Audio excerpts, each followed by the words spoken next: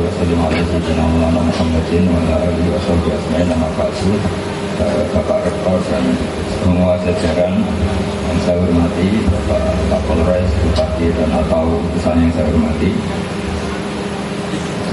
utamanya Gus Opur, ini teman saya juga guru kita semua yang saya hormati. Ini mau penguatan apa ya? Tema hari ini penguatan, katanya penguatan keilmuan, spiritualitas dan sebagainya. Saya tadi moderatornya sudah agak baik, nggak berani ngatur kiai. Tapi ternyata perilakunya tetap ngatur. Artinya ya tetap dosa.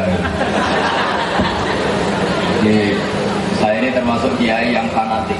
Jadi di mana-mana yang namanya orang tua itu nggak boleh diatur. Saya sampai tadi malam nggak yakin bisa datang. Karena saya ini kiai betul itu harus punya keyakinan besok itu tidak tahu apa yang dilakukan. Jadi wama tadri nafsum ada taksibu. Kalau kiai itu cari kepastian, itu sesat gitu.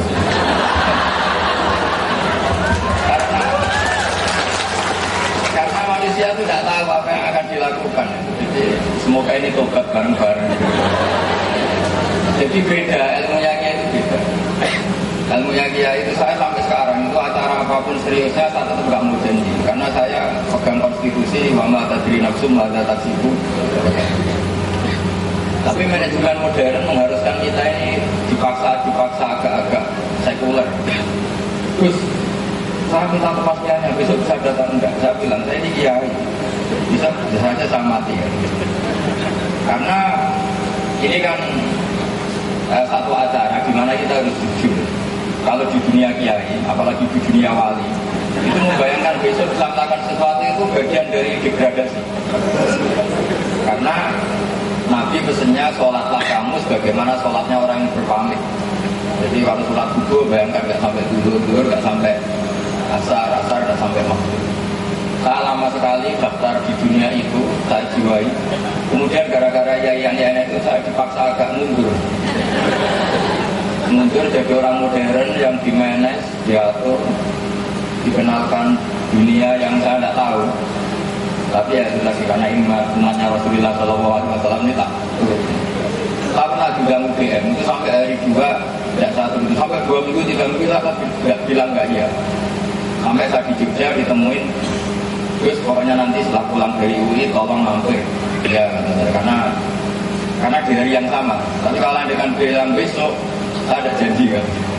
Karena saya dari UI mampir misi di UGM.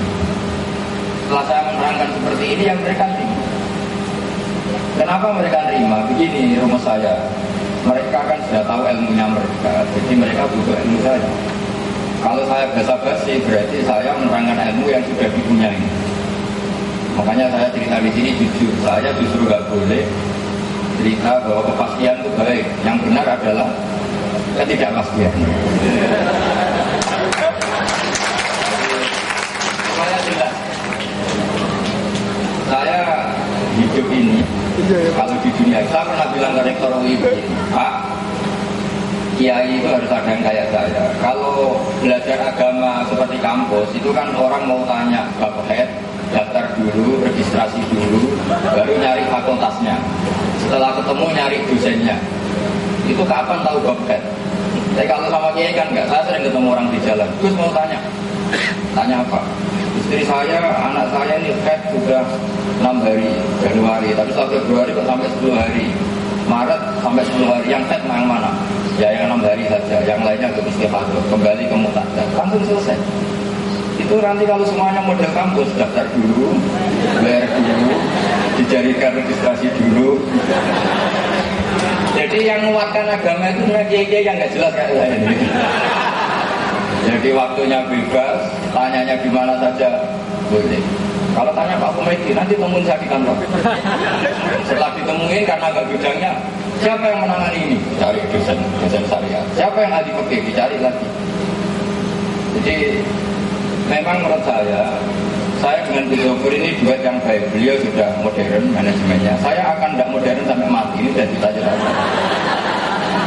Sehingga namanya Muqaddimahnya Ibnu Khaldun. Itu beliau berkomentar begini. Suatu saat kebaikan itu profesi.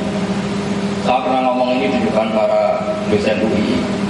Resikonya profesi begini. Misalnya kalau tim SAR Jakarta datang ke Pekalongan, ada orang tenggelam. Ini kan nggak wilayah saya, karena tugasnya hanya di Jakarta. Lama-lama bagian kebakaran juga gitu. Ada kebakaran di Pekalongan itu tidak tugas saya kan tugasnya di Semarang. Nah bayangkan kalau agama seperti itu. Dia di kampus dosen yang kakak, setelah pulang dia tidak berperilaku sebagai dosen. Pramugari senyum di pesawat, setelah di rumah nggak pernah senyum. Karena senyumnya profesi. Kan? Begitu juga kebaikan. Gitu. Kalau Indonesia semua begitu, maka kita kehilangan stok sekian kebaikan. Tapi barokahnya orang-orang yang di jalan, ada kecelakaan langsung nolong. Barokahnya kiai-kiai yang di jalan-jalan, ada orang tanya langsung dijawab. Barokahnya kebaikan yang ditanamkan kiai-kiai, ada orang tenggelam tanpa ada yang menugaskan juga langsung ditolong. Jadi konstitusi ilmu yang dibawa para kiai, bahwa ketika ada satu kebutuhan mendesak dan yang tahu hanya kamu, maka ta'ayyana alaika ini menjadi berdoain bagi kamu. Nggak usah tugas-tugas teritorialan, nggak ada. Ini penting saya utarakan supaya ilmu yang profesional itu harus dibawa ilmu yang masih samawi. Kalau kita pakai teori-teori tugas ya tadi orang belajar agama harus daftar dulu, registrasi dulu, masuk fakultas apa baru dapat ilmu. Sementara kalau ke kiai langsung tanya, langsung dijawab. Saya beberapa kali jawab pertanyaan itu di jalan. Makanya dalam dunia khazanah kiai itu harus berdampingan sama kampus juga harus berdampingan dengan kiai karena repot. Kalau ada orang sakit misalnya mendesak karena hari Sabtu tutup, Ahad tutup, Senin baru ditangani, bisa sudah mati kan. Makanya kalau dalam dunia kiai itu ada contoh ini untuk mahasiswa-mahasiswi. Ada orang mau masuk Islam, pamit seorang ustadz atau kiai, Pak, kiai saya ajarin syahadat. Kemudian kata kiai tadi, ngomong-ngomong binarak ngeteh dulu, atau ngopi-ngopi dulu, atau apalagi bilang mandi dulu. Itu di bab murtad, ini agak ekstrim memang. Itu kiai tadi itu dianggap murtad. Di bab murtad, memang agak ekstrim. Alasannya ada pembiaran sekian menit dalam kekafiran yang kiai tadi bisa menghilangkan saat itu. Jadi kalau ngetehnya 10 menit, berarti ada status kekafiran yang kiai ini ikut terlibat karena pembiaran. Nah itu kalau 10 menit tadi si kafir tadi mati, matinya masih berstatus kafir. Gara-gara pengeteh dulu. Jadi harus halang dan fauran. Karena dianggap li'annal ibqa' alal kufri kufrun. Dia kiai tadi dianggap terlibat dalam ibqa' alal kufri. Jadi artinya begini ya. Ilmu-ilmu seperti ini harus kita jaga. Itu ibarat ada orang kecelakaan di pinggir jalan, kita dalam posisi tidak ideal, misalnya pakai celana kolor atau celana pendek. Ya tolong dulu saat pakai baju dulu, baru kamu tak selamatkan. Itu bahaya, nanti bisa kelimbes truk lain. Nah kekafiran itu lebih ekstrim ketimbang itu semua. Sehingga dalam fikih disebut harus fauron. Jadi kalau ada orang mau masuk Islam, itu harus diajari tauhid secara fauron, meskipun pakai bahasa Indonesia. Nah kalau seremonial di masjid nunggu undangan itu bukan sedang salah, itu buyutnya salah. Harus diselesaikan dulu. Karena kalau tidak kita selesaikan berarti kita membiarkan kekafiran dalam sekian menit atau sekian jam yang kita mampu menghilangkan saat itu juga.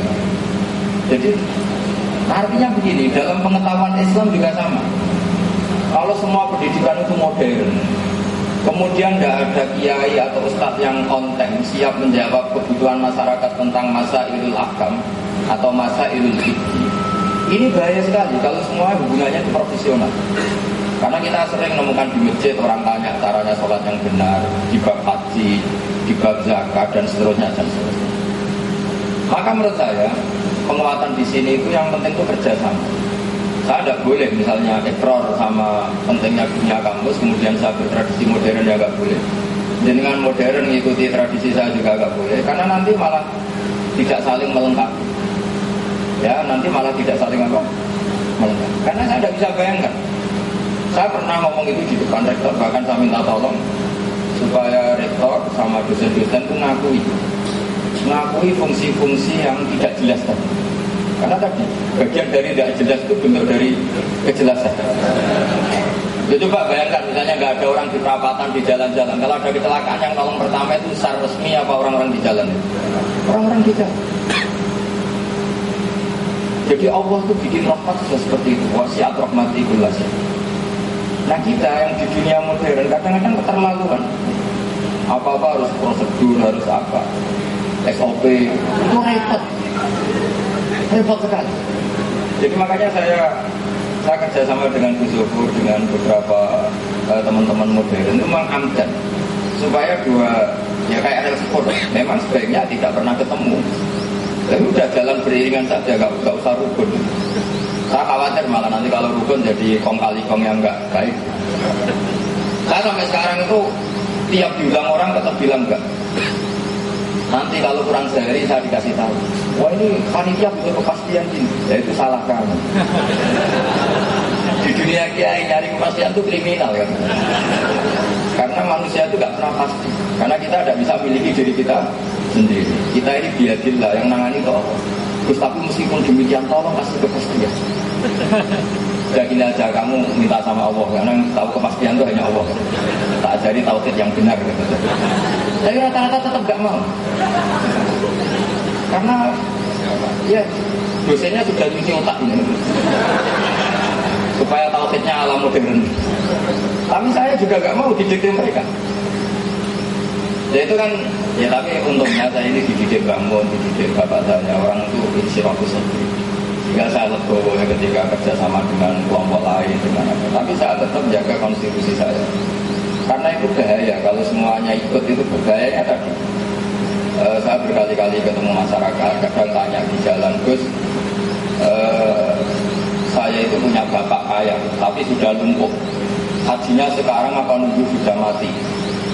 Ternyata setelah saya jawab itu bapak kamu makhluk itu masih hidup tapi sudah lumpuh. Harus haji sekarang. Kalau nggak bisa, ya amanatnya sekarang, jangan nunggu mati. Karena di Indonesia itu hanya populer haji amanat setelah meninggal. Jika kadang anaknya kurang ajar, kami kurang ajarnya, ben mati itu semua amanat oleh murah 7 juta. Gitu. Di bangka jiurek 36 juta. Dekat itu juga. Tapi kita sebagai ulama itu menyarankan sebaiknya dimakdubkan. Makdub itu artinya dia diputuskan haji supaya ikut niat karena masih hidup. Kemudian yang melakukan orang lain. Tapi di Indonesia niabah, kaji niabah atau kaji amanat itu masih nunggu setelah meninggal. Nah kalau setelah meninggal itu mayit ini tidak dapat ganjaran sebetulnya. Karena kaji amanat itu hanya mengesahkan harta itu diwaris setelah menyelesaikan kewajiban-kewajibannya mayit. Tapi kalau dia masih hidup, artinya dia ikut kontribusi memutuskan dirinya haji. Hartanya dipakai haji. Ini kalau udah ulama yang ngomong terus, itu repot.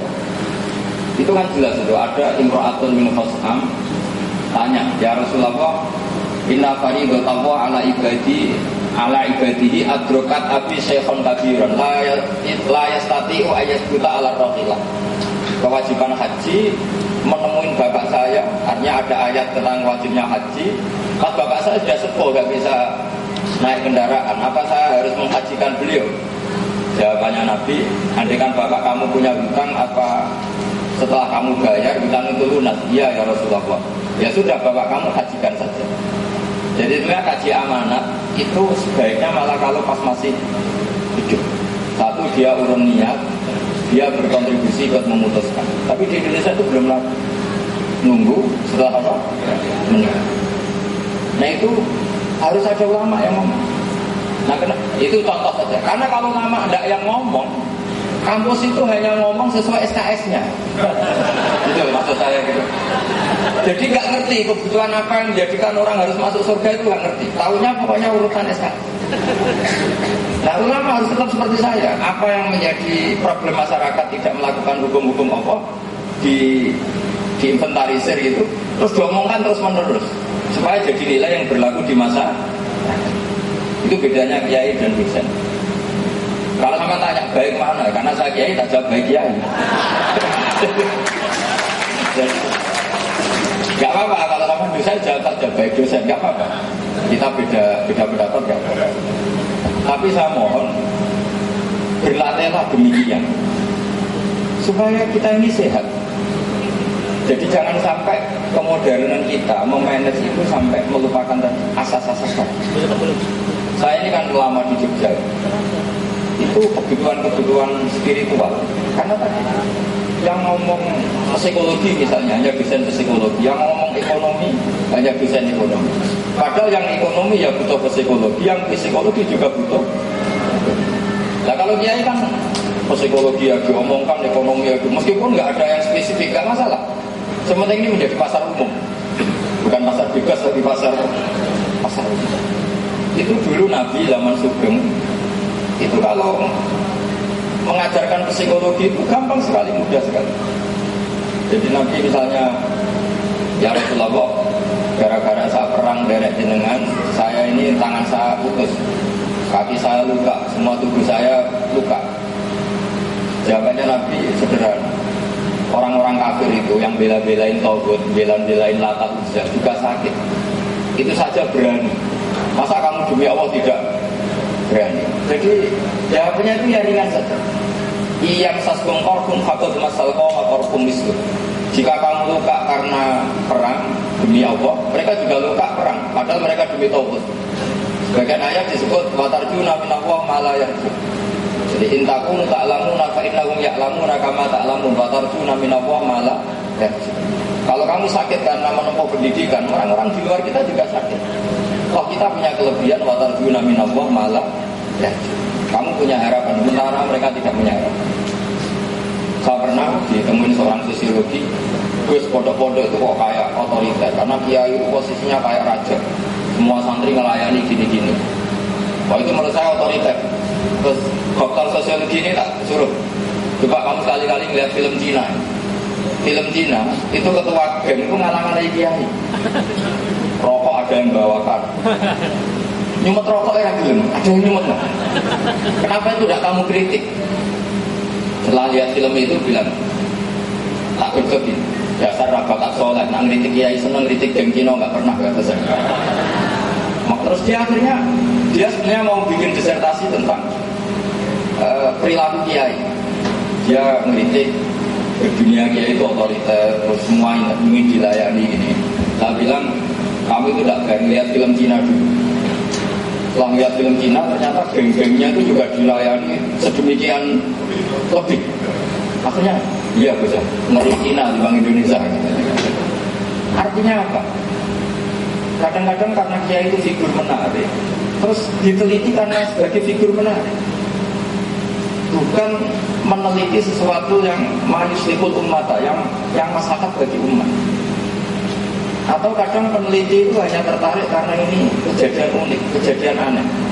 Nah, ini saran saya sama IAIN Pekalongan. Kalau agama tidak begitu cara berpikir, telitilah sesuatu sing yusliul umat yang bisa maslahat untuk umat. Jangan tertarik karena ini kasus spesifik atau aneh atau diabaikan terus kita teliti. Padahal diabaikan masyarakat itu bukti bahwa itu nggak ada nilainya dalam perjalanan bangsa ini atau perjalanan agama. Jadi saya itu yang masih protes, masih ganjil ya.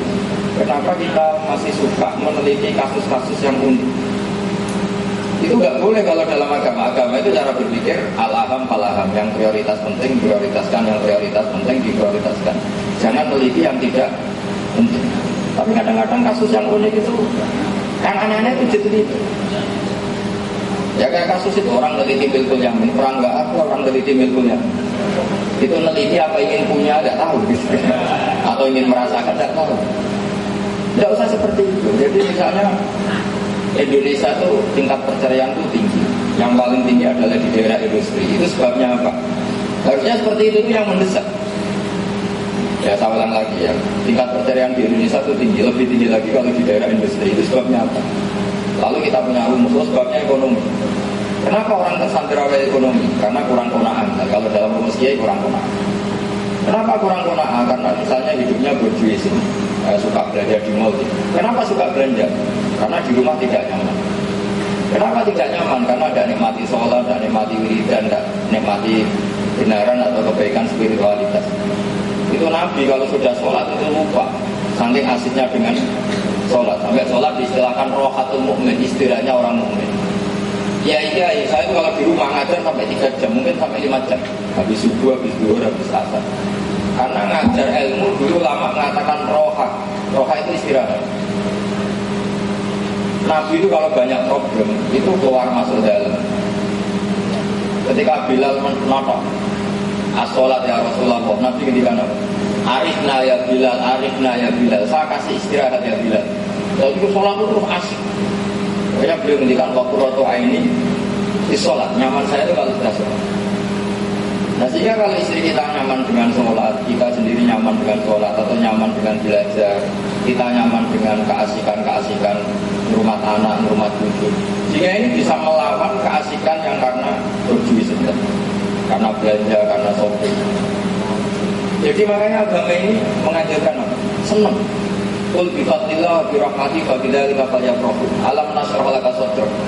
Karena dengan senang dengan kebaikan ini insya Allah kita tidak tersandra harus senang dengan sesuatu yang maksiat, harus senang dengan sesuatu yang berbiaya, karena kita sudah asik dengan diri. Memang resiko kiai kayak saya itu terus gak suka diundang orang, karena kalau saya di rumah itu sudah asik. Itu ya agak resiko bagi anda, tapi gak resiko bagi saya. Karena memang saya itu sudah asik. Saya kalau di rumah yang mutola'ah, rumah ibu, rumah anak-anak, senang sekali. Jadi makanya saya mohon, semohon-mohonnya, kalau IAIN ini jadi solusi bagi bangsa ini, bagi agama ini, nyari sesuatu yang halul masyakil, kalau dalam agama apa, yang bisa solusi bagi sekian problem. Jangan nuruti aturan-aturan dalam penelitian yang berdasar unik, kasus unik, spesifik. Tapi ya ini kadang-kadang nggak dibutuhkan oleh agama. Kadang-kadang kita teliti itu tidak memang yusriful umat, tidak sesuatu yang untuk yusriful umat. Tidak masalah. Saya sering ketemu dosen-dosen, ketemu peneliti, misalnya fenomena apa yang aneh-aneh. Saya juga kenal banyak orang yang peneliti yang aneh-aneh. Kalau itu tidak IAIN, tidak ngatasnamakan agama, nggak masalah. Tapi masalahnya kita sudah disematkan status agama. Kemudian meneliti sesuatu yang unik, dikagumi juga oleh orang-orang yang unik. Akhirnya kita jadi bangsa unik. Nah itu enggak apa-apa sebenarnya kita jadi bangsa. Masalahnya kita mengembangkan status apa? Agama.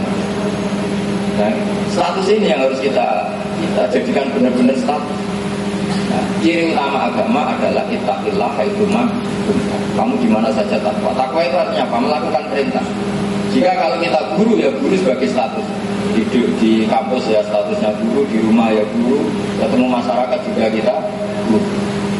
Jangan di kampus guru, setelah di rumah ada tetangganya tanya, Pak dosen saya tanya, saya punya problem gini. Kalau tanya di kampus, daftar dulu. Ya repot. Kita misalnya pramugari senyum, setelah di rumah duduk. Kalau ingin kelihatan senyum, naik pesawat dulu. Pas di sana saya ramah. Itu yang ditakutkan Ibnu Khaldun. Suatu saat kebaikan itu profesi.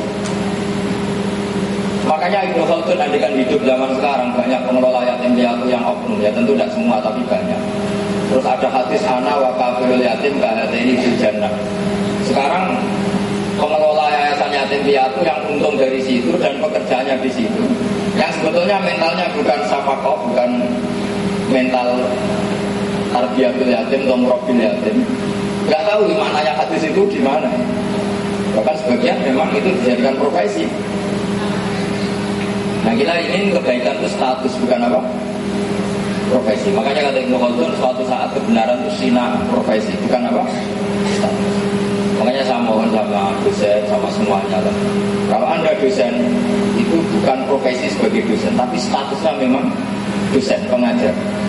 Sehingga di kampus IAIN yang ngajar, nanti di desa-desa tertinggal juga sebagai pengajar. Sehingga banyak muncul desa-desa binaan yang terinspirasi oleh dosen-dosen IAIN. Kita sebagai kiai gitu, saya itu punya pondok banyak, termasuk di Seragen, di Boyolali. Karena saya ini sudah merasa saya kok kayak kiai besar, di mana-mana dihormatin. Jangan-jangan saya niai karena dihormatin.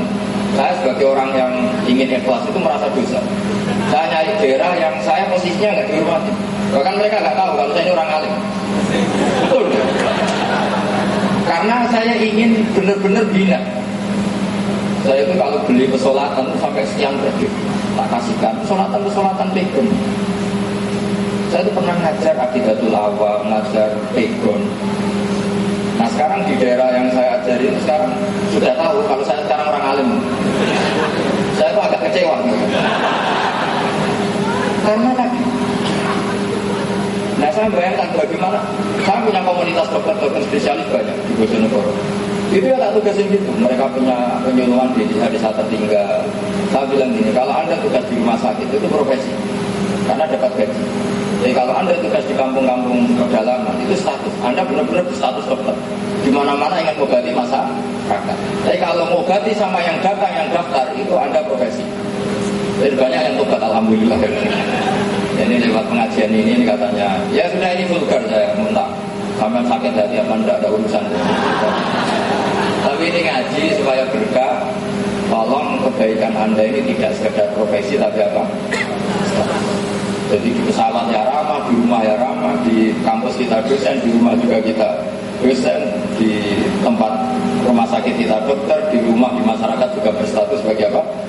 Sehingga masyarakat kapan saja akan menemukan status-status ini, menemukan dosen, menemukan dokter, menemukan kiai. Tapi kalau profesi, ya nanti lama-lama misalnya Pak Kapolres ini, ya sudah. Lama-lama ini kalau Pak Polisi misalnya ada maling pas dia cuti, biarin aja kan pas ada tugas. Kayak apa bahayanya kalau semuanya menuruti apa? Profesi. Jadi kalau ya sudah kira-kira seperti itu. Saya kira demikian. Assalamualaikum warahmatullahi wabarakatuh.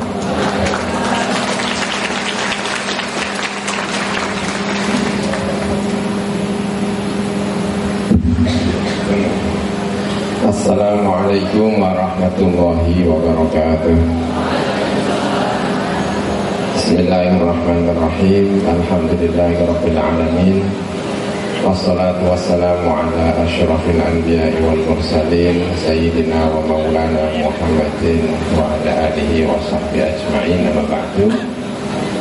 Yang terhormat para alim ulama, para kiai, yang terhormat pimpinan IAIN Pekalongan, ada Pak Rektor, Pak Dr. Haji Ade Dedi Rohayana MHG, para pembantu rektor yang saya hormati, ada Dekan Fakultas Tarbiyah, ada Pak Dr. Haji Sugeng Solahuddin MHG, ada yang mewakili dari Pak Kapolres Pak Akrom, ada para ulama, para dosen, pimpinan, para mahasiswa-mahasiswi, dan spesial yang terhormat Kiai Haji Bahaduddin Nur Salim. Ini kakak kelas saya dulu di pondok. Saya kelas 5 ibtidah, Gus Bah sudah kelas 1 sanawi, jadi terpaut 2 kelas.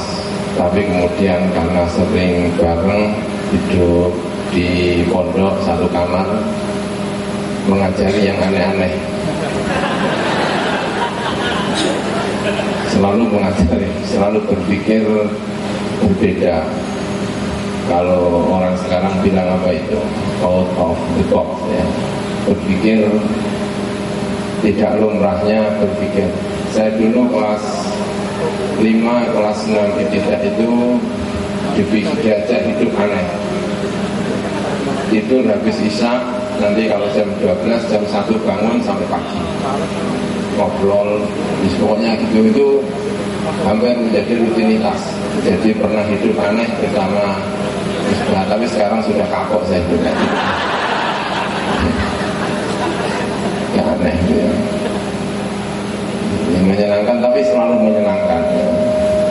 Waktu membuat kampus di sarang salah satu yang teman untuk berdiskusi ya Gus Bahar selalu berpikir yang aneh-aneh, bahwa kampus ini harus ada kiainya, karena itu dari awal salah satu dosennya ya Gus Bahar, karena harus itu tadi berpikir agak gimana gitu ya, seperti tadi misalnya ada status, ada profesi gitu ya. Ini menyenangkan ya. Di Naruhan Gus Bahar itu tidak terkenal. Saya kemarin naik sepeda ke Naruhan ya, saya mau ke teman saya dulu, setelah itu baru Gus Bahar. Saya lihat Gus Bahar duduk sama ibunya di depan rumah sambil menikmati matahari pagi. Ya terus saya ikut bergabung ya begitu. Ada orang kampung lewat ya biasa-biasa saja, nggak seperti di sini yang kemudian melihat ini ya biasa-biasa saja. Dan katanya itu lebih nikmat, berpikir itu ya, menjadi manusia biasa ya. Mahasiswa-mahasiswanya, saya membaca tadi kemarin saya membaca judulnya atau tema pada pagi hari ini, ada penguatan etos keilmuan, ada spiritualitas, ada karakter, ada revolusi industri, ada kata-kata kunci yang banyak sekali. Karena saya sekolah agak urut ya. Ada S1, ada S2, ada S3, kemudian kembali, jadi berpikirnya juga kadang-kadang agak urut ya. Kalau Gus Bahar ini pikirannya agak urut ya. Saya ini agak urut, jadi kalau ini berpikir gitu ya, mana ini, tapi saya senang dengan ini. Saya mencoba masuk misalnya kalimat Nabi ya, ini biar ini aja ya, agar masuk dengan tema-tema itu ya. Kalimat Nabi misalnya, Nabi itu dulu ada perdebatan, misalnya tadi itu antara berpikir kepastian dengan berpikir tidak kepastian, berpikir tentang ketuhanan, berpikir tentang kemanusiaan. Dulu itu ada perdebatan tentang kalimat Nabi. Kalimat Nabi itu dari kata dasar apa? Ada yang mengatakan kalimat Nabi itu kata dasarnya adalah dari naba'ah, yang artinya adalah berita.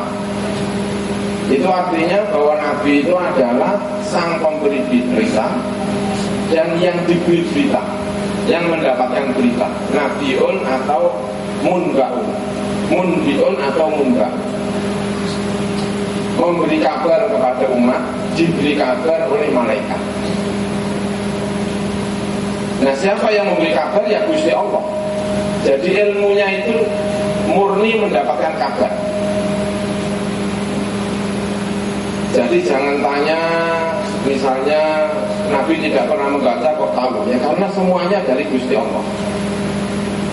Dan yang berpikir seperti ini itu biasanya orang-orang tradisionalis, orang-orang Asy'ariyah ya, kalau bahas teologi.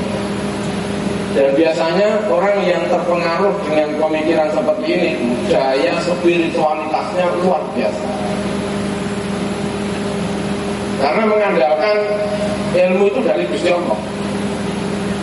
Karena itulah biasanya orang yang seperti itu punya daya spiritualitas yang tinggi. Nah, kemudian yang kedua, itu ada yang bilang Nabiun itu bukan dari naba'ah, tapi dari nabawa.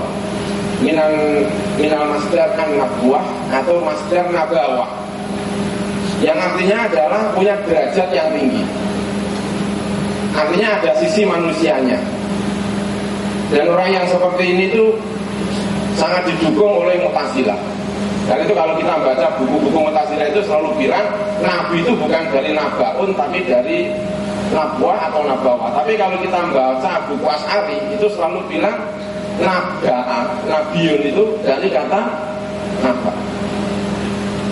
Karena itu yang model seperti ini itu spiritualnya biasanya agak gimana gitu, tapi nilai intelektualitasnya biasanya tinggi. Nah, umat Islam itu kadang-kadang terbelah. Kalau sudah bicara intelektualitas itu biasanya spiritualnya itu agak ya gimana gitu. Tapi kalau sudah bicara intelektual, spiritualitas itu kadang-kadang sebenarnya juga. Nah gitu, pokoknya gitu, modelnya gitu. Orang itu kalau sudah jadi desa ya pawaannya desa. Tapi kalau sudah jadi kota itu dungannya belas ramanti. Itu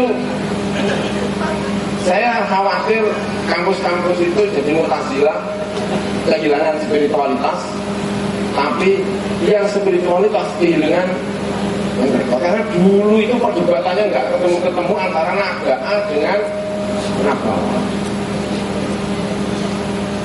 Tapi untungnya Asy'ari itu ketika memberi sifat-sifat Nabi, walaupun di belakang sifat wajib Rasul itu ada berapa? Ada 4: sidik, amanat, tabrek, fatonah. Nah fatonahnya itu di belakang. Jadi kalimat nabanya cerdasnya itu di belakang. 3 sifatnya itu murni Tuhan, urusan spiritualitas. Ada sidik, amanat, tabrek, itu semuanya adalah. Padahal orang beragama itu tidak boleh dua-duanya. Tidak boleh dua-duanya, tidak boleh memilih salah satunya. Biasanya kalau Mu'tazilah itu selalu bilang begini, unzur maqala wala tanzur manqala. Tapi kalau Asy'ariyah, ahli spiritual bilangnya inna hadzal dina ilmun fanzuru amman ta'buduna dinakum. Yang penting apa yang dibicarakan, tidak penting siapa yang berbicara. Kalau baik kita terima saja, Amerika kita terima, Cina kita terima. Wajahnya hari ini zina, besok dia bicara agama, asal baik kita terima. Itu model-model Mu'tazilah. Dan itu mengkhawatirkan sekali. Tapi yang satu bilang inna hadzal ilma dinun Panduru aman ta'buduna dinakum. Ilmu ini agama. Hati-hati kalau kamu belajar kepada orang, mesti omongannya baik, tapi hati-hati. Barangkali menyembunyikan banyak hal. Itu sering susah ketemu. Yang satu bilangnya undur makola, yang satu inna hadzal ilma dinun. Kami kalau di pesantren itu yang terkenal bukan undur makola, yang terkenal adalah inna hadzal ilma dinun. Karena itu kalau milih pesantren itu mesti delok kiai ini, itu sapa iku kiai ini? Wong mondok nang kono iku kiai ini sapa? Mau mondok tenggene Gus Bahak mesti yang didelok Gus Bahak. Tapi kalau di kampus itu selalu dibilang undur makola, makanya tidak masalah. Malamnya lihat biskop dengan macam-macam, terus besoknya jadi dosen, itu dalam perspektif kampus bisa jadi tidak bermasalah. Karena undur makola wala tandur mankola. Tapi kalau di pesantren itu biar semua. Hari ini kalau kiai kelihatan, besok tadi malam lihat biskop, besok santrinya bisa kabur. Kayak kalau di kampus bisa undur makola. Karena dua perspektif kalau tidak ketemu itu bisa berbahaya. Nah, saya ingin bahwa dua-duanya itu ternyata mari kita selesaikan perbedaan antara Asy'ari dengan Mu'tazilah. Orang bicara agama itu sepinter kayak pun, kalau perilakunya nggak baik, masyarakat nggak akan mau. Pasti nggak mau. Yang penting kan saya sudah belajar, yang penting saya sudah belajar. Tapi kalau perilakunya nggak baik, ya ada yang mau. Karena agama itu bukan soal akal, tapi agama itu soal rasa. Kalau potong aku kok seneng karo Gus Bahak, itu nggak bisa diteorikan. Oh, itu karena jadi kalau kepingin membangun agama itu tidak boleh hanya perspektif Mu'tazilah, tetapi juga harus perspektif Asy'ariyah. Tapi perspektif Asy'ariyah tanpa Mu'tazilah itu ternyata juga membahayakan. Pasti karena nanti kelompok-kelompok itu tadi ada. Apa itu? Apa? Ini masalah, dan masalah. Jadi antara Naba'a dengan Nabawa itu harus kita gabungkan. Cara menggabungkan itu kira-kira begini, saya contohkan. Biar lebih konkret. Ya. Misalnya perjalanannya Nabi Musa alaihissalam. Nabi Musa itu orang kota, jelas orang kota. Wong dari kecil dikintirkan lalu masuk istana dan menjadi warga istana. Orang negara superpower pada waktu itu adalah Mesir, dan dia adalah anak-anak raja, bahkan anaknya Tuhan. Bapak itu mengaku pangeran. Masya Allah, Nabi Musa itu makanya karakternya itu polos sekali, karena memang anaknya raja, polos sekali. Itu mau dijadikan nabi. Itu sama Gusti Allah diatur. Ini caranya melayu orang desa. Saya khawatir di kampus-kampus itu tidak ada tempat sisanya. Nabi Musa itu mau jadi nabi, itu diatur sama Gusti Allah. Ini caranya orang desa. Caranya dia ngambil ngomong sampai mati. Terus dia lari ke desa. 8 tahun ditambah 2 tahun menjadi 10 tahun. Jadi untuk mengasah spiritualitas itu Nabi Musa butuh waktu 10 tahun. Ternyata tidak mudah. Lalu kemudian jalan diangkat jadi nabi. Diangkat jadi nabi itu belum sah untuk mendapatkan Taurat. Baru bertemu dengan Gusti Allah, tapi belum mendapatkan Taurat. Kembali ke kota, lalu kemudian menyeberang, dipanggil lagi sama Gusti Allah. Itu setelah sekian tahun baru ketemu dengan Gusti Allah, mendapatkan Taurat. Arba'ina yaumah, suruh puasa dan sebagainya. Itu dari kitab Taurat itu didapatkan Nabi Musa itu tidak murni masalah akal, tetapi ada nilai-nilai spiritual. Itu tidak bisa seperti itu. Nabi Musa itu perjalanannya untuk mendapatkan Taurat itu agak rumit. Mesti ke desa. Tidak ada nabi diangkat jadi nabi di pasar, itu tidak ada. Nabi diangkat jadi nabi itu selalu di desa, karena membutuhkan spiritualitas. Ada. Ya. Tapi ketika menyebut nabi itu mesti dari kota. Wa ma arsalna min qablika illa rijalan nuhi ilaihim min ahlil qura. Man di pondok itu kadang-kadang qaryah dimaknai desa, padahal qura itu maknanya kota. Makanya Mekah itu disebut Umul Qura. Kalau Qura itu maknanya desa, berarti ibu desa, bukan kota. Padahal Mekah itu Umul Qura, ibu kota. Tapi Korea kadang-kadang Koreatin desa. Nah, Korea itu kota. Nabi seluruhnya kota karena membutuhkan fatona. Butuhkan fatona, tapi butuh spiritualitas itu tadi. Butuh. Dan itu Indonesia ini atau itu agak bermasalah ya. Kalau misalnya yang spiritualitas itu tanpa diimbui dengan intelektualitas, yang intelektualitas tanpa ada spiritualitas, itu masyarakat itu kacau semua, jelas kacau. Karena masyarakat itu lebih cenderung mengikuti kepada mereka yang berspiritualitas ketimbang mengikuti yang berintelektualitas. Secara awam, manusia secara umum lebih memilih ini. Itu kalau tidak dibumbui dengan intelektualitas itu yang kalau kata Gus Bah itu wong kusuk sing ora pinter iku luwih medeni. Wong kusuk sing ora pinter itu lebih menakutkan, itu bahaya sekali. Itu harus Nabi Muhammad untuk menjadi spiritualitas yang tinggi itu juga begitu. Itu tidak serta-merta, membutuhkan waktu-waktu. Ya, membutuhkan waktu-waktu. Nabi Muhammad diangkat menjadi seorang nabi umur 40 tahun.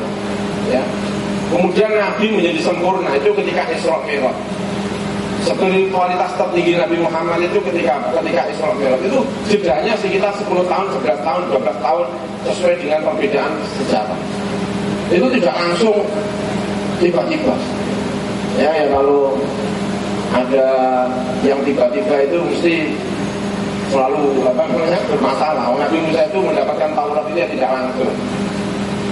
Perjalanan kemudian ke Mesir lama, ketemu Nabi Khidir dan sebagainya, baru mendapatkan kitab apa? Itu Nabi Musa alaihi assalam. Ya. Kemudian ya, yang terakhir ini barangkali ya, orang menganggap bahwa nilai spiritualitas itu identik dengan usia yang sudah tua. Kalau usianya tidak tua, maka spiritualitasnya kemudian menjadi kering misalnya, atau kurang mumpuni ya.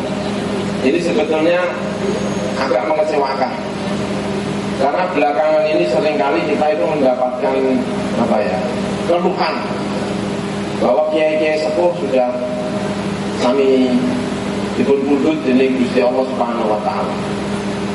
Tapi sebetulnya kalimat ini kurang benar ya sebetulnya ya. Kenapa kok kurang benar ya? Karena dalam sejarah itu tokoh-tokoh spiritualitas itu banyak diisi oleh kalangan muda, bukan kalangan tua, tapi kalangan muda. Ada kalimat dalam Al-Quran, itu kalimatnya asyudda ya. Kalimat asyuddahu itu misalnya ketika disampaikan kepada Nabi Yusuf, walamma balagha asyuddahu atainahu hukman wa ilma. Itu kalau tafsir Jalalan itu menyebutnya umur 33 tahun. Artinya untuk menjadi seorang nabi yang tadi itu dari Naba'ah dan dari Nabawa, itu Nabi Yusuf sudah bisa melampaui umurnya sekitar 33 sampai 40 tahun. Itu sebenarnya sudah bisa. Jadi persoalannya itu bukan umur, tapi style. Karena enak mana kiai sama Gus. Ya enak Gus daripada kiai. Kenapa kok enak Gus? Gus itu nakal-nakal dikit gak masalah, masih pantas. Jadi kalau yang lirik-lirik dikit, ya itu maklum lah Gus. Jadi enak. Nah kalau kiai itu sudah masalah. Makanya paling enak itu jadi Gusmus. Sudah sepuh tapi tetap Gus. Jadi ya Gus itu agak bermasalah. Ada nikmatnya tapi sebetulnya itu tadi. Jadi umur 33 tahun itu sudah. Ada lagi misalnya dalam cerita Nabi Musa alaihissalam, walamma balagha asyuddahu wastawa. Tapi ada kalimat wastawa itu dalam Nabi Musa alaihissalam. Karena Nabi Musa itu keluar dari Mesir untuk pertama kali itu belum ada, umurnya belum sampai 30 tahun. Belum sampai 30 tahun. Kemudian Nyuwito dengan Nabi Syu'aib itu 8 tahun ditambah 2 tahun. Berarti berapa? 10 tahun. Kalau umurnya 28 ditambah 10 tahun berarti 38. Melakukan perjalanan lagi di tengah jalan mendapatkan wahyu. Berarti diangkat jadi nabi itu kira-kira yang umurnya 38 tahun. Tapi itu belum mendapatkan Taurat. Tapi sudah setara Naba'ah dan Nabawa, itu sudah cukup. Nah sekarang ini tokoh-tokoh muda itu merasa bahwa tidak cukup umur. Tapi sebetulnya itu bukan soal umur, tapi soal style. Mau meninggalkan style lama itu susah sekali ya. Mau meninggalkan style lama itu banyak. Di Indonesia ini sangat membutuhkan tokoh-tokoh spiritual. Itu memang itu kebutuhan yang luar biasa itu. Makanya alhamdulillah saya senang sekali ya Gus Bahai. Nah, kita sangat membutuhkan itu ya. Bahkan kalau yang mau lebih muda lagi, yang agak ekstrim ya Nabi Yahya. Karena ya Yahya khudhil kitaba biquwwah wa atainahul hukma sabiyya. Sehingga dalam tafsir-tafsir itu menjadi masalah. Hukma itu artinya apa-apa, kenabian atau apa. Karena kalau kenabian masuk bocah cilik kok jadi nabi itu makanya. Tapi satu kepastian bahwa Nabi Yahya itu diangkat jadi nabi ketika umurnya masih sangat muda. Artinya sangat muda itu tidak menghalangi seseorang untuk melangkah menjadi tokoh spiritual. Melangkah untuk menjadi tokoh spiritual. Dan saking rindunya orang terhadap tokoh spiritual, itu begitu orang macam spiritual, itu saking rindunya. Misalnya saya tiba-tiba harus masak yang kira-kira betiknya gede, itu jalan itu orang langsung cari jalan. Di Mesir itu ubun-ubun terus apa itu itu orang apa namanya Kipli, orang Kasto itu juga pakai seperti itu. Ada kawan saya itu dikira kiai, anaknya dicium, ternyata Kasto.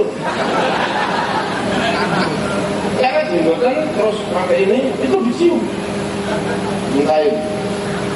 Jadi saking rindunya terhadap tokoh-tokoh seperti ini.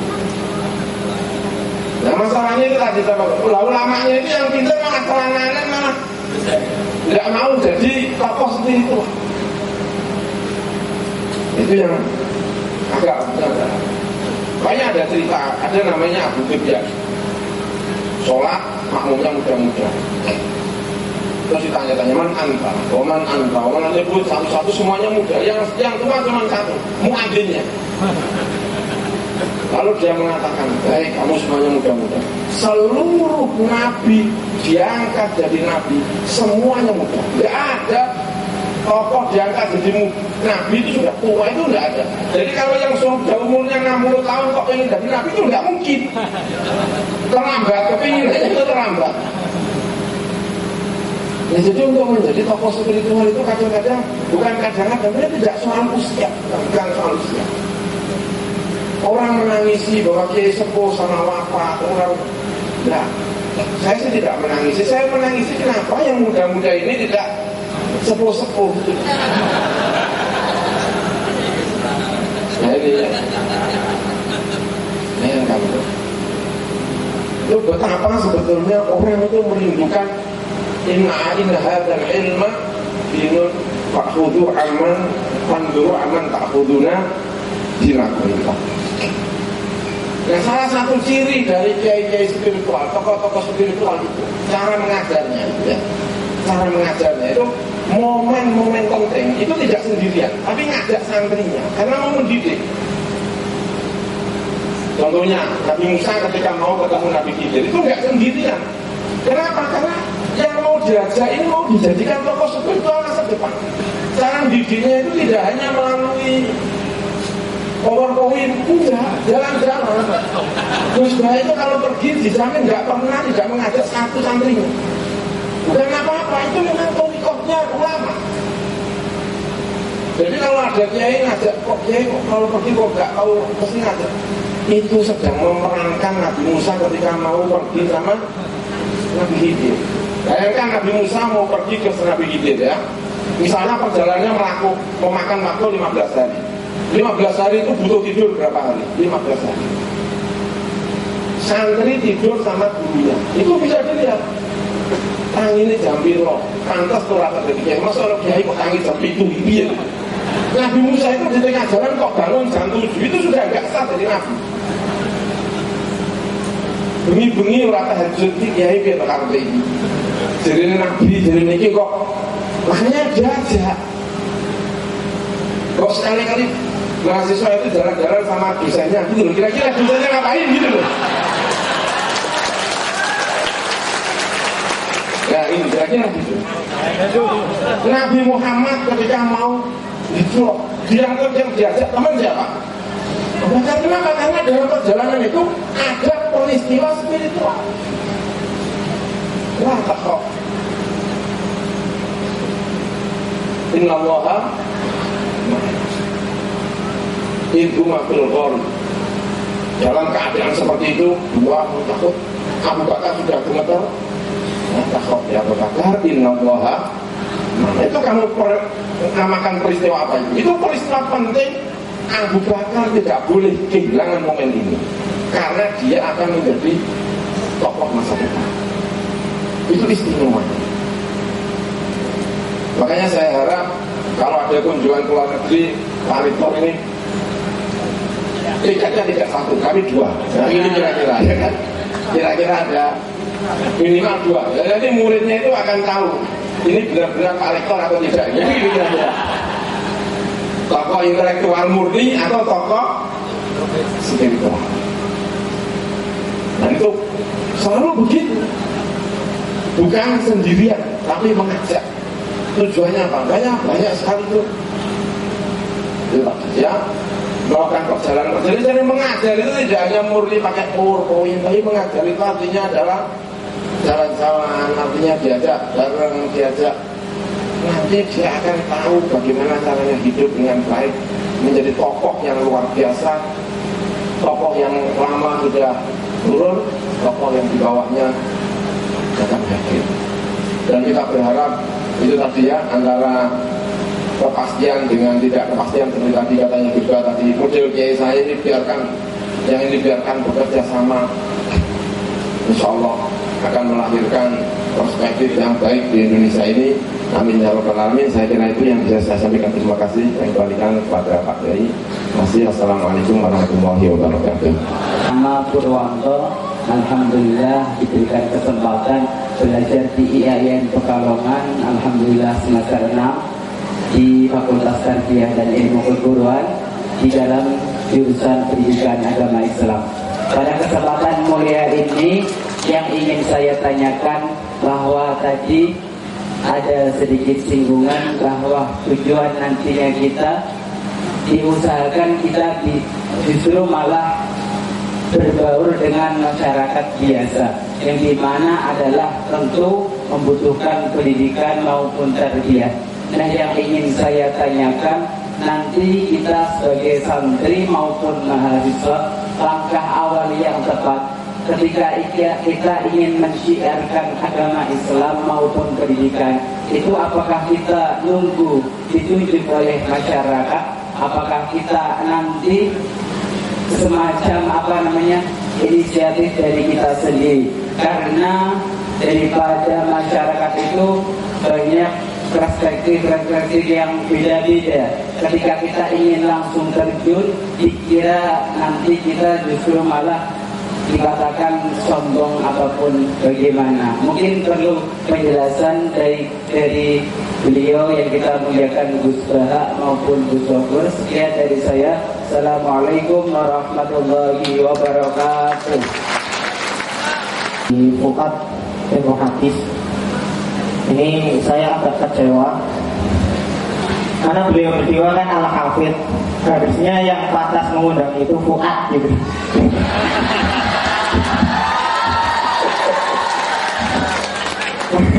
Masa Pak Buruan gitu.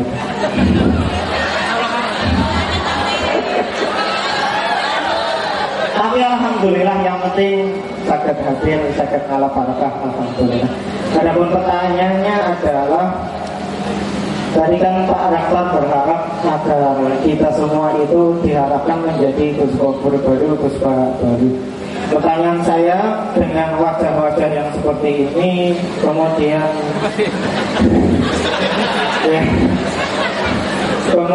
dengan sistem yang seperti ini, berapa persenkah kesempatan kita untuk seperti panjenengan? Begitu. 1, 2, apabila sangat berkurang sekali, mohon tips, mohon arahan agar betul-betul keinginan atau harapan Pak Rektor untuk menjadi Gus Baha dan Gus Gofur baru ini terlaksana seperti itu. Matur suwun. Wassalamualaikum warahmatullahi wabarakatuh. Assalamualaikum warahmatullahi wabarakatuh. Moga dibutuhkan. Satuan ya. Oke, moga. Ini saya senang jawab yang pertama. Saya jawabnya biar saja ya. Misalnya gini, Anda ahli ban bocor gitu. Itu kan pertama ditulis saja dulu, ahli ban. Ya nggak apa-apa, misalnya tadi ya, kita tahu ada bidan juga ditulis bidan, gitu, dokter gigi. Jadi memang pertama itu harus memaklumatkan diri bahwa Anda punya status apa, jangan profesi apa, status. Nah kalau Anda misalnya diri khawatirkan dianggap itu ambisi atau melete atau sombong, gampang saja. Saya ini ngalami itu di Jogja. Misalnya saya meskipun di Jogja kota intelektual, saya tetap baca Bukhari, baca Jalalain, baca Nasrul Iban. Akhirnya orang itu tahu kalau saya ngaji Jalalain kemana. Nah kadang-kadang alumni Monter itu enggak masang pelang ya tiga, harusnya kan ditulis ahli takrik, keren saja. Ahli hikam, enggak atam, itu saja. Atau kalau enggak ya siap menyalurkan orang yang ingin mondok, karena saya pernah mondok di Sarang. Siap ngantar. Setahu kita orang memanfaatkan jasa semua itu dimulai dari memaklumatkan diri. Maka agama ini juga dimulai dari iklam. Pertama Rasulullah jadi nabi, itu pertama beliau datang ke atas sofa, semua orang dikumpulkan, dimaklumatkan kalau dia adalah seorang nabi. Itu penting. Saya itu merasakan itu ketika saya di Jogja ngajar taklim, ngajar Jalalain, ngajar bahkan UII, Universitas Islam Indonesia minta diajarin kita. Saya di sana ngajar Sadaratul Ma'arif. Tapi problem kita adalah karena tidak pede terus menyembunyikan diri. Setelah menyembunyikan diri terus ngilang-ngilang wali itu syaratnya harus umur, harus masker. Akhirnya kayak dukun gitu, lama-lama gitu. Itu betul, itu memang nyata. Dulu enggak. Dulu semua ulama itu menceritakan syaratnya. Makanya saya setuju dengan riwayat tidak tuharatul fitan wal bid'ah fal yudhiril alimu ilma wa illa fa'alaihi la'natullahi wal malaikati wan nasi ajmain. Jika zaman akhir banyak fitnah, banyak hoax, maka orang alim fal yudhiril alimu, orang alim harus menampakkan kealimannya. Wa illa fa'alaihi la'natullahi. Coba misalnya Gus Zofur tidak ngajar tafsir, saya tidak ngajar tafsir. Kemudian ada orang lain yang kata Pak Rektor tadi kadang dari SMA atau jurusan tafsir. Mau tidak mau nanti namanya sarjana ilmu tafsir. Terus mereka ngajar tafsir yang saya enggak. Bisa dibayangkan tertik yang dibaca itu. Bukan curiga, sangat curiga. Artinya ya sudahlah, ditekuni saja, membaur di masyarakat, tapi ya tentu tetap jaga kesopanan. Saya sampai sekarang sama paman-paman saya, bapak saya tetap cium tangan, meskipun mungkin mereka ngaji saya. Banyak paman saya itu ngaji saya. Karena tadi dimulai dari memaklumatkan diri, tapi nggak perlu sombong. Ya tadi, istiqomah saja, misalnya saya baca takrib, baca sulam taufik. Sehingga orang itu tahu, kalau saya tanya, itu sama siapa? Oh, sama yang ngajar takrib. Saya tanya tafsir sama siapa? Sama yang ngajar. Apalagi kalau kita ngajar tafsir kemudian menyebut sekian kita, misalnya tafsir Tobari, tafsir Qurtubi. Sehingga orang itu. Dulu saya di Jogja juga gitu. Saya tidak pasang klan. Padahal sebenarnya saya berat, misalnya ahli tafsir. Jangan sebetulnya, tapi tidak negeri ya. Kalau yang negeri kan yang sarjana. Tapi bisa diadu ini. Ini kan kompetisi. Jadi Pak Rektor kalau nggak terima, silakan kirim ahlinya tafsir ketemu saya. Nanti yang negeri sama yang akhirat menang-menang.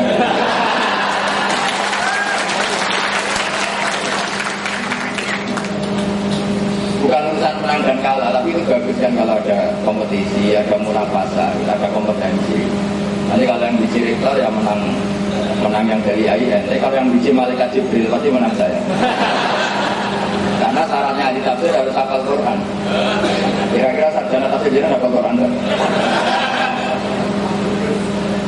Nah, ini kalau tanya rektornya hafal enggak? Malah panjang lagi. Syaratnya seorang tafsir itu syarat dasarnya itu harus hafal Quran. Hafal sekian ribu hadis. Bukan arba'in nawawiyah. Itu saja ditekuni. Jadi kalau kita ingin memaklumatkan tafsir ya baca tafsir, ingin memaklumatkan fikih ya baca. Coba orang itu tahu kali itu bidan karena ditulis bidan, ahli gigi, ahli tambal ban. Tapi kita ini tidak menulis. Oke, nggak nulis nggak apa-apa, tapi tetap ada memaklumatkan diri. Karena semua nabi itu pasti memaklumatkan diri. Makanya syaratnya jadi nabi itu atahat di nubuwah.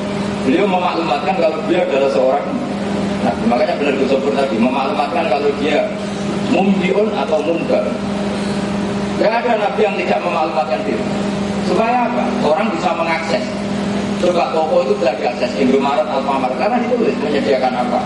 Toko pulsa berarti menyediakan pulsa. IAIN juga gitu, menyediakan sarana belajar agama. Apalagi ngeklep negeri, yang lain swasta. Kalau saya enggak, ahli akhirat. Jadi kalau sampai ingin tanya cara mati yang benar, tanya ke saya. Tak beri tip mati yang benar. Tak beri klasmen. Mati pilihan terbaik pas hidup. Masalah tak beri. Jadi cara yang bisa dilakukan tadi ya, memaklumatkan diri baik bilhal maupun bil maqal. Ya, syukur-syukur bilhal. Itu otomatis. Kalau kita ngomong fikih terus pasti orang tanyanya fikih ke kita. Jadi kalau kita ngomong spiritual terus nanti orang ikut spiritual ke kita. Yang repot kalau ngomong jimat terus nanti yang muncul dari Ya itu kan otomatis itu masyarakat akan merespon sesuai yang kita maklumatkan baik bil hal maupun bil maqal. Ya ini separuh nanti. Terima kasih Gus Baha, terima kasih semuanya ya. Dulu itu saya yang cerita ya, ada tokoh itu namanya Tuba. Latalu mutubaan, fa'innahu qad aslama. Dalam sebuah riwayat Tuba. Tuba itu Raja Yaman waktu itu masuk ke Madinah. Namanya dulu tidak Madinah, tapi namanya Yathrib. Lalu menyerang Yathrib. Lalu dibacakan sebuah kitab akhbar Yahudi, ada orang empat mengabarkan bahwa nanti itu di Madinah ini akan datang seorang nabi yang hijrah ke kota Yathrib, katanya dalam riwayat-riwayat, dalam buku-buku tarikh yang besar-besar seperti kitab Tobari dan sebagainya, itu tutup banget.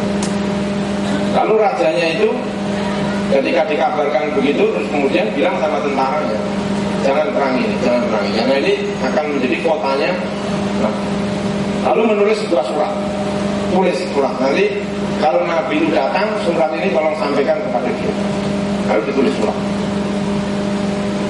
kalau saya cerita bahwa saya ini telah Islam, kalau saya menangi Nabi ini, saya akan jadi tentaranya, akan jadi, dan surat itu kemudian diberikan kepada orang Yathrib. Nah kemudian itu disimpan, tapi lama-lama karena tidak ada tanda-tanda, jangan lupa bahwa kota ini akan menjadi tempat hijrahnya para Rasul. Ingat kembali itu setelah Nabi benar-benar datang dan singgah di rumahnya Abu Ayyub Al-Ansari. Nah, surat itu kemudian dicari lagi sehingga sihirnya itu menjadi terkenal. Itu cerita tentang Tuba. Artinya bahwa Nabi Muhammad itu sebetulnya jauh-jauh hari itu sudah banyak yang memprediksi, sehingga banyak yang kemudian yang masih ingat itu, banyak yang memberi nama anaknya itu Muhammad dengan harapannya semoga anak saya ini jadi nabi. Dan ternyata yang justru berharap itu enggak jadi nabi. Nah yang namanya Muhammad yang enggak berharap itu justru jadi nabi. Jadi saya agak kecewa dengan yang pesimis tadi itu. Jangan-jangan dia yang akan menjadi ulama besar itu. Karena enggak nyangka kalau dia jadi ulama besar. Jadi maksudnya wajahnya kayaknya enggak pantas jadi. Ini tuh kayaknya enggak ada yang pantas jadi ulama tuh. Tidak ada satupun nabi yang merasa ketika kecil jadi itu enggak ada. Justru kalau merasa kecil jadi nabi itu pastikan itu enggak mungkin jadi nabi. Jadi berbahagialah kalian semuanya karena tidak merasa jadi ulama, insya Allah jadi ulama gitu. Ya, jadi jangan melihat casingnya, jangan melihat ini, tapi insya Allah akan banyak tumbuh ulama-ulama besar di kampus ini. Amin ya robbal. Jadi saya kira itu. Terima kasih. Matur nuwun sangat. 12 masuk sumber yang luar biasa. Mari kita berikan aplaus.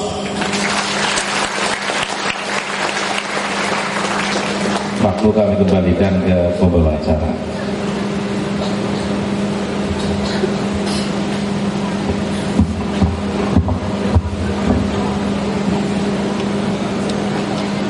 Terima kasih Bapak Ibu yang dimuliakan oleh Allah Subhanahu wa Ta'ala. Untuk acara selanjutnya adalah doa kepada beliau Bapak Kiai Haji Kafrawi Umar. Kami persilahkan.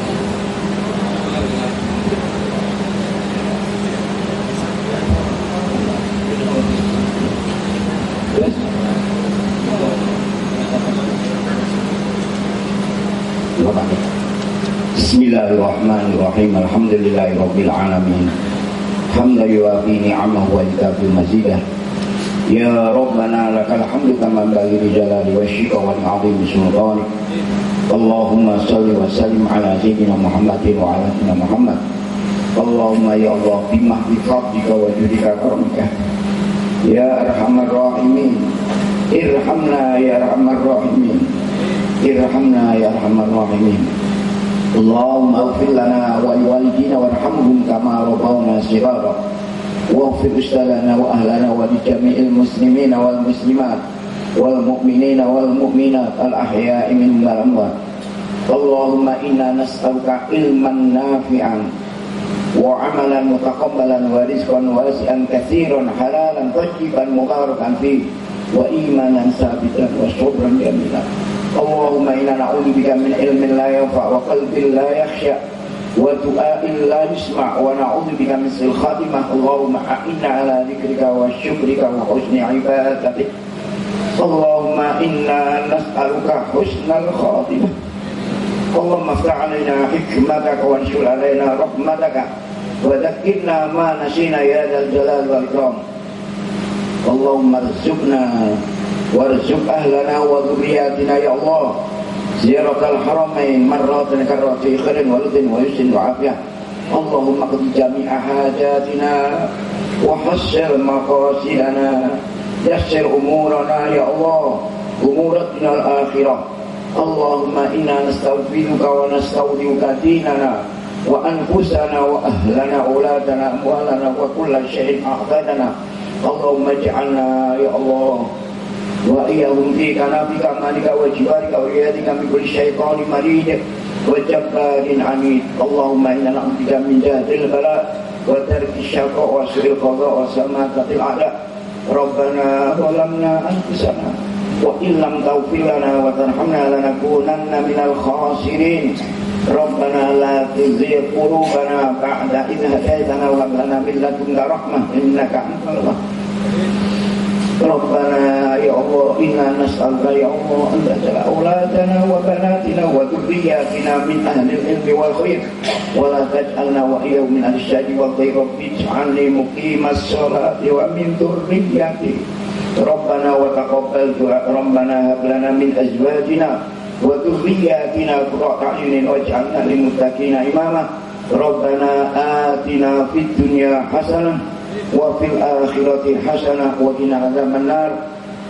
Wa sallallahu ala sayyidina Muhammadin wa ala alihi washabbihi wasallam walhamdulillahi rabbil alamin. Bisirril Fatihah. A'udzu billahi minasyaitonir rajim. Bismillahirrahmanirrahim. Alhamdulillahi rabbil alamin arrahmanir rahim maliki yaumiddin. Iyyaka na'budu wa iyyaka nasta'in. Ihdinas siratal mustaqim. Shiratal ladzina an'amta 'alaihim ghairil maghdubi 'alaihim waladdallin. Amin amin. Allahumma sallimna wal muslimin min afati dunya wa adzabil akhirah. Allahumma ansurna wal muslimin. Allahumma ahdil kafarata wa zalimin. Allahumma khtim lana bil iman. Allahumma khtim lana bi qawli la ilaha illallah. Tawaffani musliman wa alhiqni bis sholihin ya Allah. Ya muqallibal qulub tsabbit qulubana ala dinik. Subhanaka tahiyatun fiha salam wa akhiru da'wana alhamdulillahi rabbil alamin.